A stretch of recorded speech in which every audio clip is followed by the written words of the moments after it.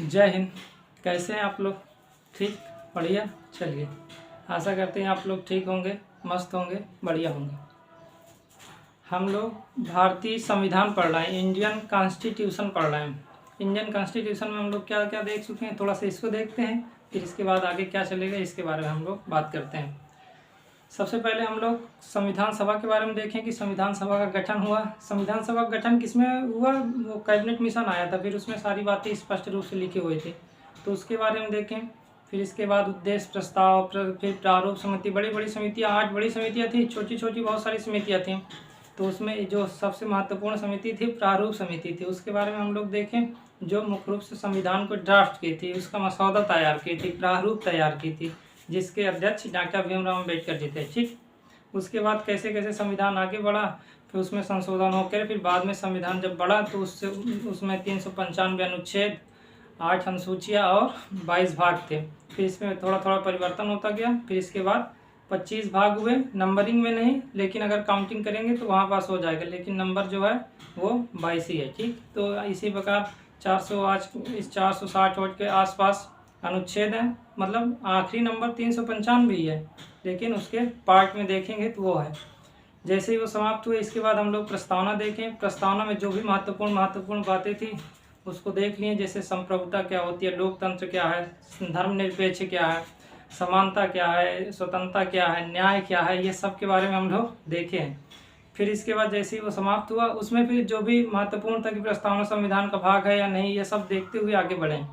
फिर इसके बाद हम लोग सबसे 22 भाग हैं, 22 भाग में जो पहला भाग था संगम राज्य क्षेत्र, उसको देखें। 4 अनुच्छेद थे, चारों अनुच्छेद के बारे में बात किए, तो आप लोग पहले जाकर उसको देखिएगा, मतलब संगम राज्य क्षेत्र के बारे में देख ही लीजिएगा। 4 अनुच्छेद था। पहले अनुच्छेद में ये कहा गया था कि भारत अर्थात India that is Bharat shall be union of state. India या जिसे भारत कह सकते हैं, अर्थात भारत राज्यों का संघ होगा, इसके बारे में बात किया गया था। आर्टिकल 2 में कोई विदेशी क्षेत्र को भारत में सम्मिलित करने के बारे में बात किया गया था। आर्टिकल 3 में ये कहा गया था यदि कोई राज्य है तो नया राज्य बनाने, उसमें नाम में परिवर्तन, सीमा घटाने बढ़ाने, इन सब के बारे में बताया गया था। और अनुच्छेद 4 में ये कह दिया गया था कि अनुच्छेद 2 और अनुच्छेद 3 के तहत संविधान में जो भी परिवर्तन होगा उसको संविधान में संविधान संशोधन नहीं माना जाएगा, कॉन्स्टिट्यूशन अमेंडमेंट नहीं माना जाएगा, तो उसको अनुच्छेद 4 में स्पष्ट रूप से बता दिया गया था। तो इतनी बातें हम लोग की गए हैं। आज उससे आगे चलते हुए हम लोग थोड़ा देखते हैं। देखिए, जब देश आज़ाद हुआ, देश आज़ादी से 1935 का अधिनियम लागू था, बाद में 1947 का अधिनियम लागू हुआ, जब तक संविधान नहीं लागू हो गया। भारत में संविधान लागू हुआ, संविधान लागू होने की जो तिथि है, पूर्णतः संविधान लागू होने की तिथि है 26 जनवरी 1950, लेकिन उसके कुछ भाग जिस दिन बन के तैयार हो गया था उसे कहते हैं, उस दिन कुछ भाग लागू हुए थे, उसमें 26 नवंबर 1949 को लागू हुआ। तो उसमें कई सारे अनुच्छेद थे, अनुच्छेद 5, 6, 7, 8, 9 ये सब थे, अनुच्छेद 60 था, अनुच्छेद 324 ये सभी थे। तो इसके बारे में हम लोग बात किए ही थे। तो हम लोग जो संविधान लागू होने के समय जो राज्य देखेंगे कि राज्य में परिवर्तन हुआ। संविधान लागू होने के समय कई सारे राज्य थे, फिर उसके बाद धीरे धीरे परिवर्तन होते गए। आज हम लोग देखते हैं 28 राज्य और 8 केंद्र शासित प्रदेश हैं। तो ये पहले इतने नहीं थे, तो ये धीरे धीरे बढ़ते गए। पहले 9 राज्य ही थे, फिर इसके बाद धीरे धीरे बढ़े, तो फिर 1956 में हो गए 14 राज्य हो गए, फिर धीरे धीरे 15, 16, 17, आज 28 तक पहुंच चुके हैं। तो हम लोग देख लेते हैं, ठीक, धीरे धीरे। तो देशी रियासतों के बारे में देखेंगे, और फिर जो संविधान लागू हुआ फिर उस समय जो राज्यों की संख्या, तो उसके बारे में देखते हैं। देशी रियासत और राज्य के बारे में देखते हैं। ठीक, चलिए, तो हम लोग क्या देखेंगे, इसी संघीय राज्य क्षेत्र के भाग है, क्योंकि संघीय राज्य क्षेत्र में हम राज्यों के बारे में देखेंगे, तो उसी के बारे में हम लोग देख लेते हैं। तो हम लोग देखेंगे देशी रियासतें, थोड़ा सा देशी रियासतें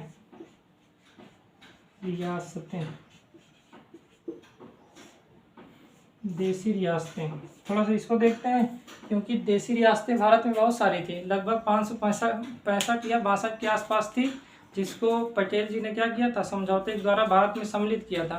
तो उसको हम लोग देखते हैं। ठीक, जब देश आज़ाद हुआ तो जो राज्य थे वो 2 भागों में बटे हुए थे।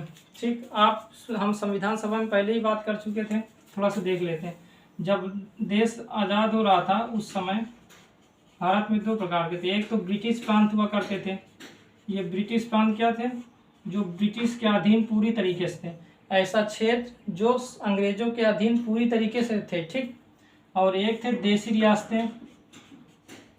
देसी रियासतें जो थी ये भी अंग्रेजों के अधीन थी, लेकिन यहाँ जो शासन करते थे वो राजा करते थे। राजा करते थे लेकिन अंग्रेज उस पर अधिकार रखते थे कि ठीक है हम आप पर मतलब हमारे अंदर ही काम करेंगे, अंतर्गत ही रहेंगे, ऐसा नहीं हमारे अंदर ही काम करेंगे, लेकिन आपको कुछ शक्तियाँ हैं कि आप संचालन कर सकते हैं अपने राज्य को। ऐसा नहीं है, रेवेन्यू लेते थे, ठीक है। जो रेवेन्यू का मतलब जो आर्थिक संसाधन है वो सरकार लेती ही थी। इसके बाद सभी अधिकार नहीं दिए थे, कुछ अधिकार दिए थे कि आप शासन करिए, लेकिन उससे ऊपर यदि हम कुछ कहेंगे तो उसको आपको मानना पड़ेगा। अधीन थे, किसके अधीन थे? अंग्रेजों के अधीन ही थी देसी रियासतें, लेकिन यहाँ जो शासन किया करते थे वो राजा लोग किया करते थे, या उस प्रांत का जो प्रमुख हुआ करता था, राजा या जो उस प्रांत का जो भी प्रमुख होगा वो करता था, ठीक है। प्रमुख शासन करता था, ठीक। तो जो भी प्रमुख होगा वो देसी रियासतों में शासन करेगा, लेकिन किसके अधीन रहते हुए? अंग्रेजों के अधीन रहते हुए। और ब्रिटिश प्रांत में क्या हुआ था? गवर्नर के द्वारा शासन किया जाता था। यहाँ ब्रिटिश जो संसद है या गवर्नर कह सकते हैं, जो गवर्नर जनरल थे, गवर्नर जनरल या वायसराय, वो क्या करते थे? हर प्रांत के लिए एक गवर्नर नियुक्त कर देते थे। कुछ प्रांतों में प्रशासक नियुक्त करते थे, ठीक है। हम लोग उसके बारे में बात किए थे। कब किए थे? जब उद्देश्य प्रस्ताव पढ़ रहे थे तब किए थे, ठीक ठीक है। तो कुछ क्षेत्र था ब्रिटिश प्रांत और कुछ क्षेत्र था देसी रियासतें, ठीक। कोई दिक्कत नहीं, ठीक। जब देश आज़ाद हुआ, कब आज़ाद हुआ? 1947, 15 अगस्त, ठीक है। 15 अगस्त 1947 को जब आज़ाद हुआ देश, तब क्या हुआ कि अंग्रेज कहें कि हम तो जा रहे हैं, हम अपना प्रांत तो दे ही देंगे। अंग्रेज तो कहें कि अब हम जा ही रहे हैं तो हमारा प्रांत तो अब आपके अधीन होगा। लेकिन जैसे ये लोग चले जाएंगे अंग्रेज, तब क्या होगा? अंग्रेज के अधीन थे देसी रियासत, यहाँ राजा शासन किया करते थे।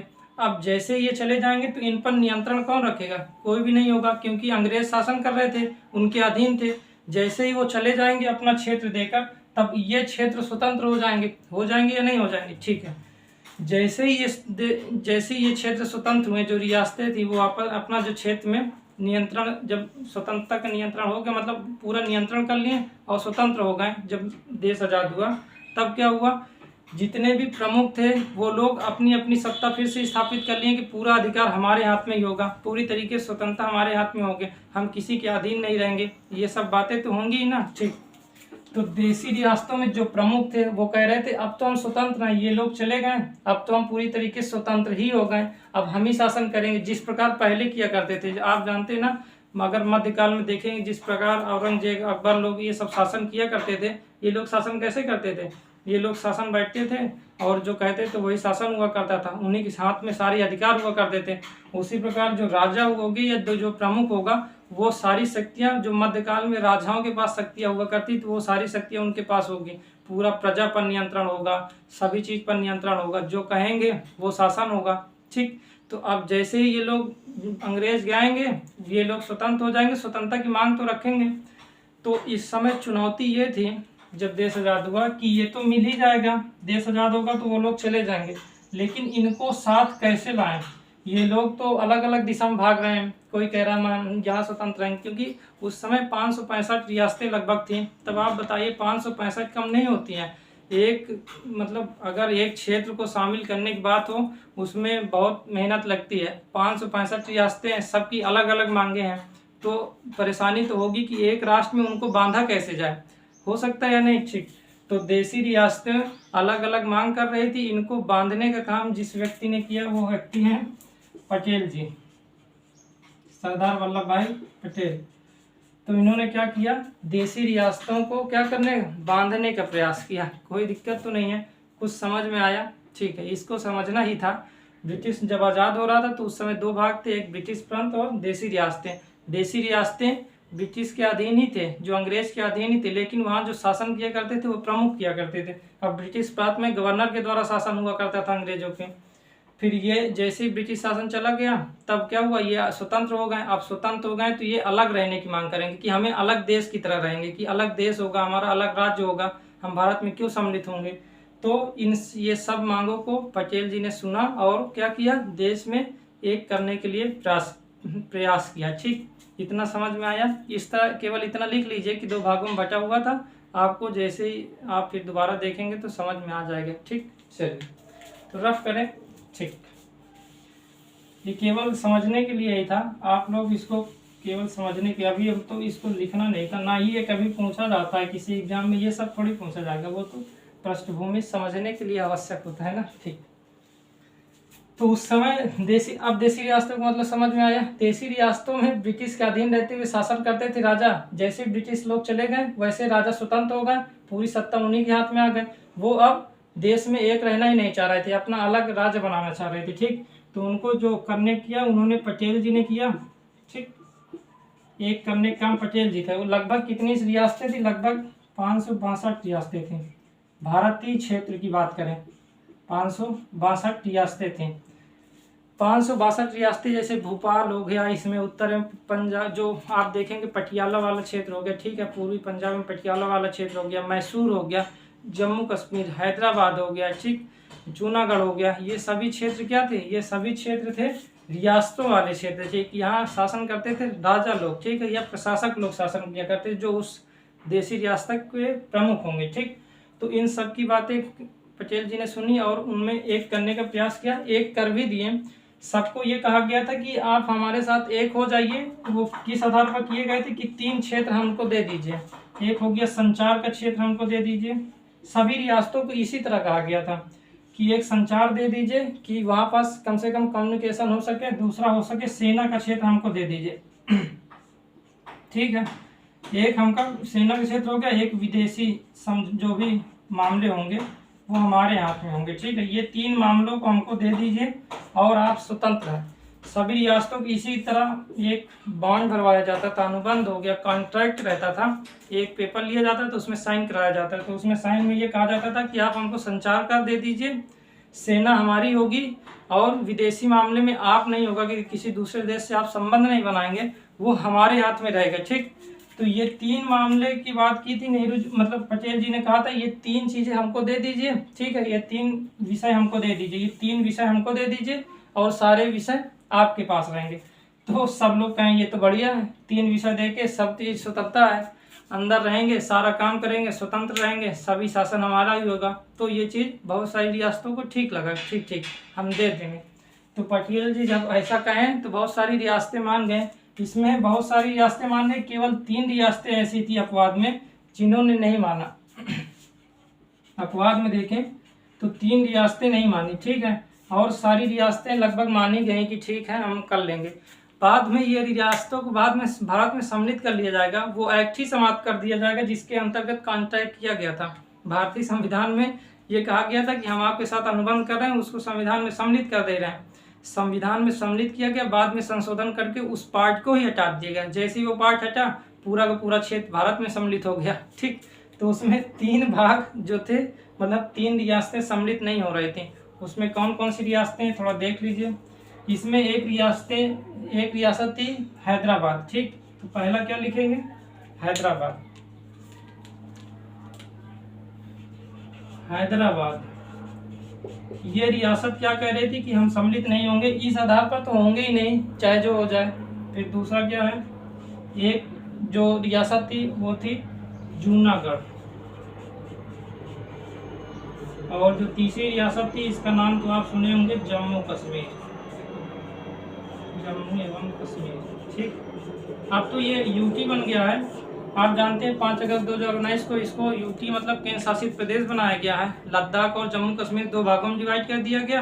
लद्दाख में विधानसभा नहीं होगी जबकि जम्मू कश्मीर में विधानसभा होगी। आर्टिकल 239 AA के तहत बनाया गया। ठीक है, ये हम आगे बात करेंगे, कोई दिक्कत नहीं। 3 जगह विधानसभा हो गई, एक जम्मू कश्मीर में जो यूटी वाले क्षेत्र हैं, केंद्र शासित प्रदेश में 3 जगह विधानसभा है, एक जम्मू कश्मीर में, एक दिल्ली में, एक पौंडीचेरी में। ठीक, तो ये 3 क्या कह दी, हैदराबाद, जूनागढ़ और जम्मू कश्मीर, ये 3 रियासतें कहीं हम भारत में सम्मिलित नहीं होंगे। भारत में सम्मिलित नहीं होंगे का मतलब अभी थोड़ा देखते हैं क्या पेच है, लेकिन आपको ये समझ में आ गया। बाकी रियासतें कैसे सम्मिलित हुई, संचार के माध्यम से, सेना और विदेशी मामले भारत को दे दिया जाएगा और सारे मामलों में स्वतंत्र होंगे। लेकिन जो ये 3 क्षेत्र हैं, हैदराबाद, जूनागढ़, जम्मू कश्मीर, ये इस आधार पर नहीं माने। तो अब हम इसको रफ करें, आप थोड़ा सा इतना ही लिख लीजिएगा, आगे बात करते हैं। ठीक, ये तीनों की बात करते हैं।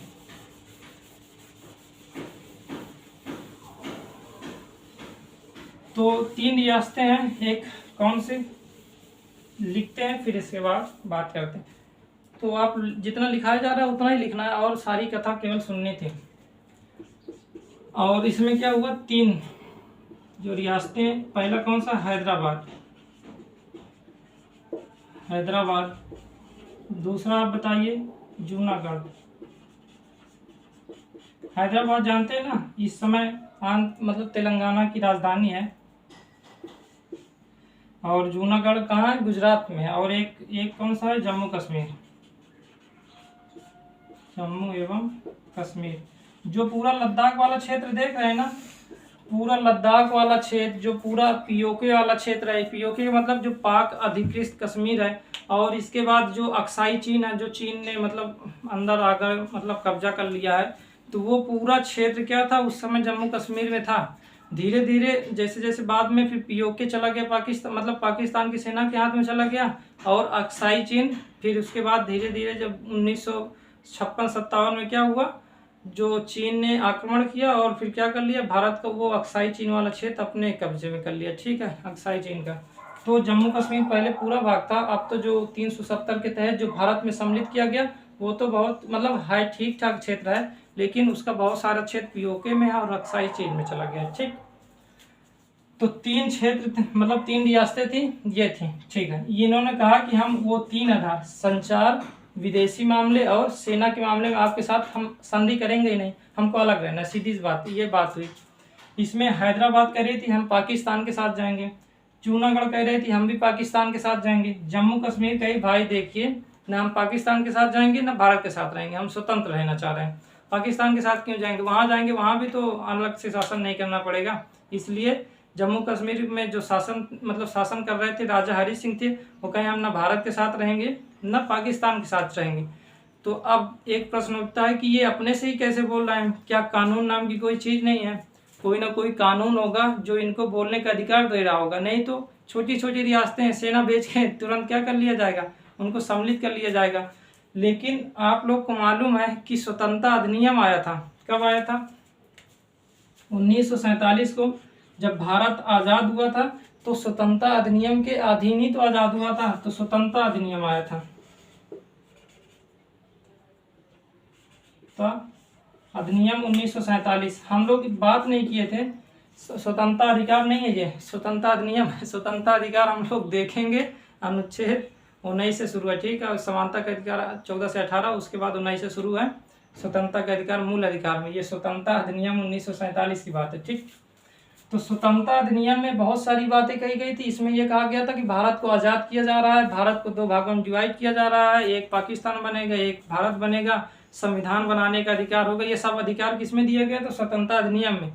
इसी अधिनियम में एक बात कह दी गई थी, क्या कही गई थी, कि जितनी भी देशी रियासतें, ये देशी रियासतें समझ रहे हैं ना, ठीक है, अब आप लोग समझ रहे होंगे देशी रियासतें मतलब। इसी में ये कह दिया गया था कि जितनी भी देशी रियासतें हैं, वो देशी रियासतें के पास अधिकार होगा कि वो चाहें तो भारत के साथ सम्मिलित हो सकते हैं, यदि चाहें तो पाकिस्तान के साथ सम्मिलित हो सकते हैं, और यदि दोनों के साथ सम्मिलित नहीं होना चाह रहे हैं तो स्वतंत्र रह सकते हैं। वो अधिकार कौन दे रहा है, स्वतंत्रता अधिनियम 1947 कह दे रहा है। क्या कहा कि आप जो भी देशी रियासतें हैं वो या तो स्वतंत्र रह सकती हैं, किसी के साथ सम्मिलित नहीं होंगी, या तो भारत के साथ सम्मिलित हो जाइए या तो पाकिस्तान के साथ चले जाइए। ये चीज़ स्वतंत्रता अधिनियम 1947 में कह दिया गया।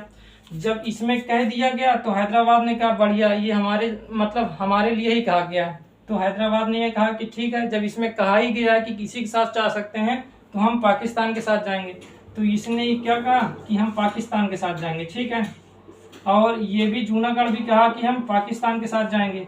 जम्मू कश्मीर का है हम स्वतंत्र रहेंगे, क्योंकि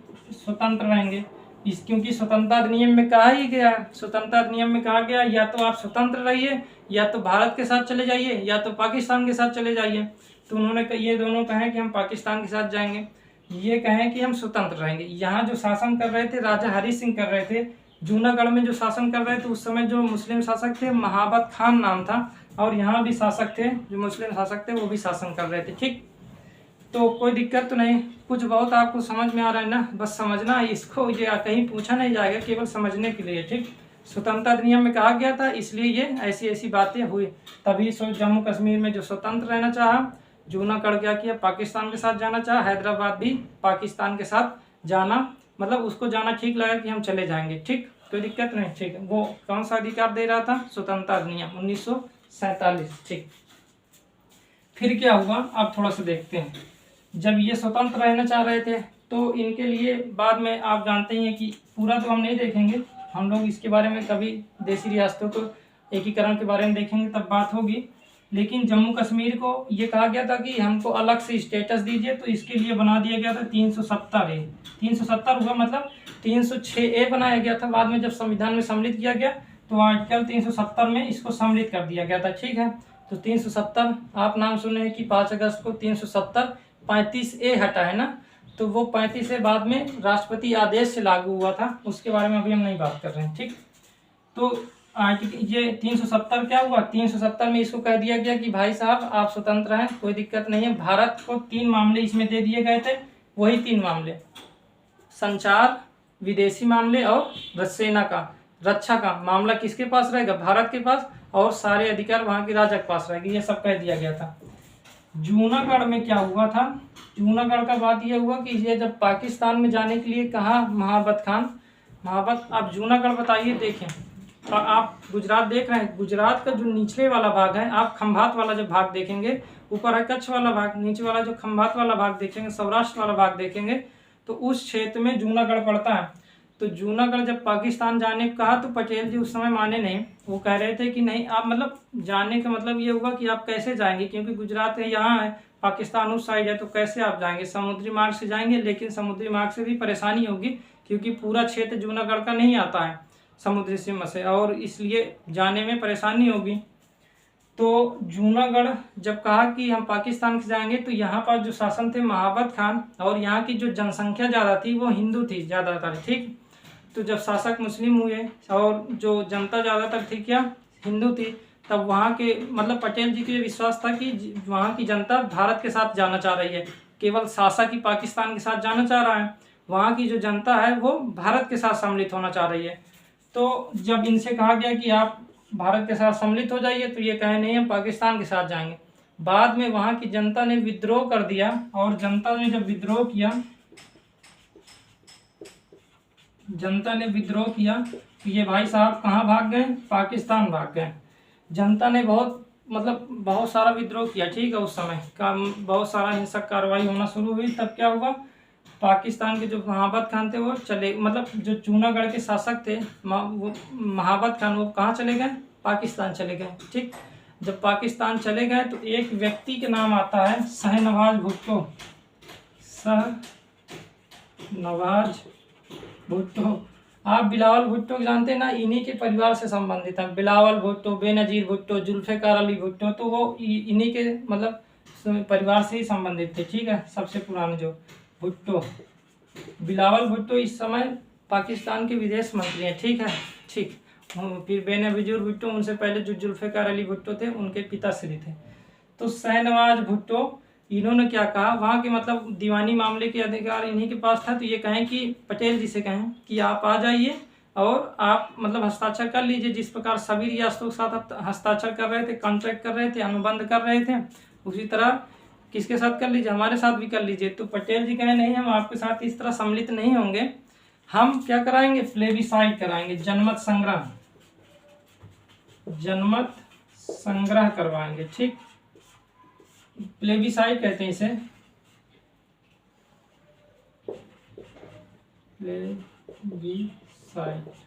ठीक है, प्लेबिसाइट कह सकते हैं। ठीक, तो जनमत संग्रह करवाएंगे। जनमत संग्रह का मतलब ये हो गया कि हम वोटिंग करवाएंगे, जिस प्रकार आप सांसद विधायक को चुनते हैं, वोट करके जो जीत गया उसको भेज दिया जाएगा, उसी प्रकार क्षेत्र को मिलाने के लिए किया जाता है। तो वहाँ की जनता से कहा गया कि आप वोट करिए, पाकिस्तान के साथ जाना चाह रहे हैं, भारत के साथ सम्मिलित होना चाह रहे हैं। तो वहाँ की 99% जनसंख्या भारत के पक्ष में वोट की कि हम भारत में सम्मिलित होना चाह रहे हैं, पाकिस्तान में नहीं जाना चाह रहे हैं। इस प्रकार क्या हुआ, जूनागढ़ भी सम्मिलित हो गया, किसके द्वारा, जनमत संग्रह के द्वारा। कोई दिक्कत नहीं। ठीक, समझ में आ रहा है कि ऊपर से जा रहा है, समझ में आ रहा है ना। आप अगर स्पीड ज़्यादा हो तो आप पीछे कर लीजिएगा। अब तो सुविधा है ना, आप लोग रिकॉर्ड हो गया, पीछे करके सुन सकते हैं। तो एक रफ कर दें, एक का मामला समाप्त हो गया। ठीक, अब देखते हैं हैदराबाद। हैदराबाद भी पाकिस्तान में सम्मिलित होना चाह रहा है। देखिए हैदराबाद क्या है, हैदराबाद तो तट पर है नहीं, हैदराबाद भारत के बीच में। अब आप बताइए, भारत के बीच में यदि कोई क्षेत्र कहे कि हम अलग देश रहना चाह रहे हैं तो वो तो मूर्खता, मतलब मूर्खतापूर्ण बात है। ये क्यों है? क्योंकि मान लेते हैं चारों तरफ दूसरा देश है और बीच में कोई क्षेत्र है, तब क्या हुआ, ये क्षेत्र, इसको क्षेत्र में कोई अधिकार दिया ही नहीं, ना आप कहीं जा सकते हैं ना उड़ सकते हैं, तब बीच वाला क्षेत्र कैसे पाकिस्तान से सम्मिलित हो सकता है? ये बड़ी बात है। लेकिन अब क्या कर सकते हैं। तो हैदराबाद में भी क्या हुआ कि हैदराबाद के जो शासक थे वो कहे कि हम जाएंगे पाकिस्तान के साथ। तो यहाँ बाद में क्या हुआ, ये 1947 में कह रहे थे, ठीक है, लगभग 11वां महीना 1947 को कह रहे थे कि हम पाकिस्तान के साथ जाएंगे। तो पाकिस्तान के साथ जब जाने के लिए कहा गया तो नेहरू जी उस समय कहें कि आप पाकिस्तान के साथ मत जाइए, भारत के साथ ही रहिए। तो ये कहें कि हमको 1 साल का समय दे दीजिए। तो इनको 1 साल का समय दिया गया पर्याप्त मात्रा में कि आप सोचिए, तब तक हम दूसरा काम कर लेते हैं। पटेल जी उस समय देशी रियासतों के जो प्रमुख उस समय थे, पटेल जी थे, ठीक है, आप समझ रहे हैं ना। देशी रियासतों के जो उस समय प्रमुख थे वो पटेल ही जी थे, वीपी मेनन थे, पटेल जी थे, ये दोनों लोग मिलकर ही कर रहे थे। तो जब 1 साल का समय दिया गया तो उससे पहले ही यहाँ पास एक घटना घट गई। 1 साल पूरा नहीं हुआ था, 1948 9वें महीने में क्या हुआ था, 1 साल में 2 महीने मान लीजिए बचे हुए थे, उससे पहले यहाँ क्या हो गया था, हिंसा होने लगी। हिंसा ही सब, एक संगठन का नाम सुने होंगे, रजाकार। ये संगठन क्या था, बहुत सारा उस समय हिंसा करने लगा था। हिंसा का मतलब ये हो गया था कि हिंसक कार्रवाई, मतलब उस समय जो हिंदू थे उनको टारगेट करके मारने जाने लगा था। बहुत सारे जानते हैं कि बहुत सारे उस समय रेप हुए थे। तो वो सब रजाकार के द्वारा बहुत सारी घटनाएं वहाँ पास घटने लगी। जब हिंसा होने लगी, 1 साल का समझौता मतलब दिया गया था, समझौता भी किया गया था कि 1 साल समय दिया जा रहा है। उससे पहले जब ये घटना होने लगी तो पटेल जी समझ गए कि अब बात बिगड़ गई है, इसलिए उन्होंने क्या किया, अपनी पुलिस भेजी या सेना भेजी, ठीक है, सेना या पुलिस कह सकते हैं, मतलब सेना भेजी थी। बाद में यूएन के सामने ये कहा गया था कि पुलिस भेजिए, तो आप लिख लीजिए कि सेना या पुलिस भेजकर क्या किया था, उसको शामिल कर लिया गया था। हैदराबाद को कहे, मतलब वहाँ पास जो भी थे उनको हरा कर कहा गया था बस बस बस आपका समय आ गया है, और सेना या पुलिस भेजकर उसको भारत में सम्मिलित कर लिया गया था। अगर तारीख देखना चाहें तो 9वां महीना है ना, तो आप देखिए 18 तारीख थी उस समय, 9वां महीना का 1948, ठीक है। 13 तारीख को गई पुलिस, अंदर गई, सेना अंदर गई 13 तारीख को, और 18 तारीख को बाहर निकल गई। बाहर का मतलब उसको शामिल करके कही कि बस बस आपका काम हो गया। तो हैदराबाद भी भारत में सम्मिलित हो गया था, ठीक। एक ही रियासत बची थी, जम्मू कश्मीर, जो शामिल तो हो गई थी, लेकिन उसके लिए एक प्रावधान जोड़ दिया गया था 370, जो बाद में हटा है, ठीक। कोई दिक्कत नहीं, बाद में आता मतलब 2019 में हटा है, लेकिन उसका बहुत सारा क्षेत्र अभी पीओके में और अक्साई चीन में, ठीक। रफ किया जाए, कोई दिक्कत नहीं, समझ में आया ना, ठीक है। तो देशी रियासत समझ में आ गया, ठीक।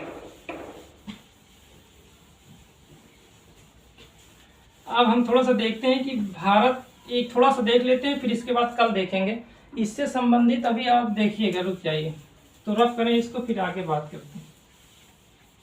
भारत में आप बताइए, अब बहुत सारी क्लास हो गई, लगभग 12-13 क्लास हो चुकी हैं, तो आप ये बताएं कि भारत में संविधान अब लागू कब हुआ था।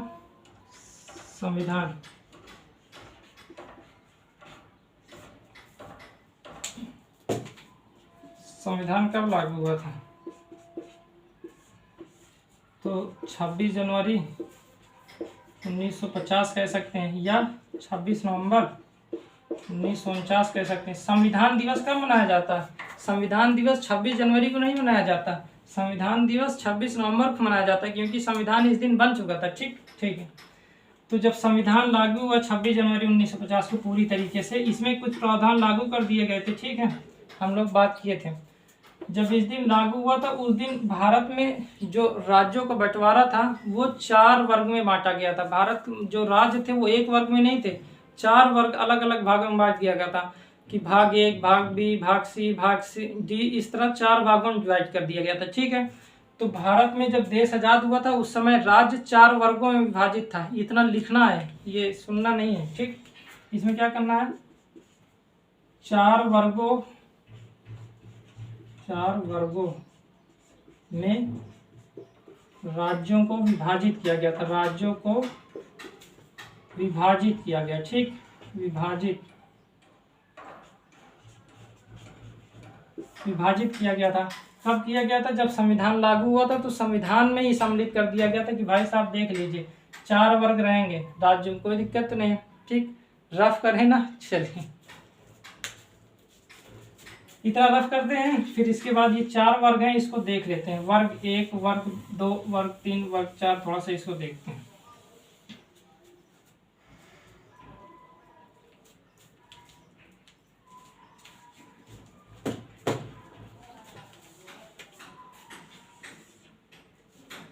एक, 2, 3, 4।